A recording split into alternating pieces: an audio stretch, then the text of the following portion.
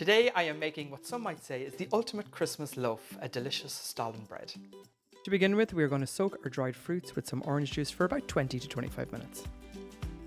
For our Stollen dough, into the mixer, fill it with the dough hook attachment, add in the flour, salt, mixed spice, caster sugar, yeast, milk, egg yolks and butter. Mix all of these ingredients until a smooth dough is formed. Place that into a greased mixing bowl, cover with a kitchen cloth and prove until double in size. Now that my dough is proved, it's time to add those delicious soaked gem mixed fruit. Again, with the dough hook attachment, mix this until they're fully incorporated. On a lightly floured work surface, turn the dough out and roll into a large oval shape. Roll the marzipan to the same length as the dough and place in the centre. Fold the dough over, encasing the marzipan and pinching all the edges to seal it inside.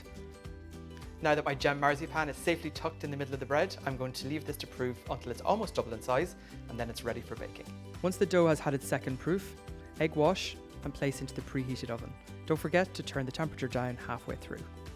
Once baked, remove, place on a wire rack to cool slightly. Once the loaf has cooled slightly, brush with melted butter and dust generously with icing sugar. I know I say this all the time, but I really wish you could smell how beautiful this Stollen is. It really is the ultimate Christmas bread.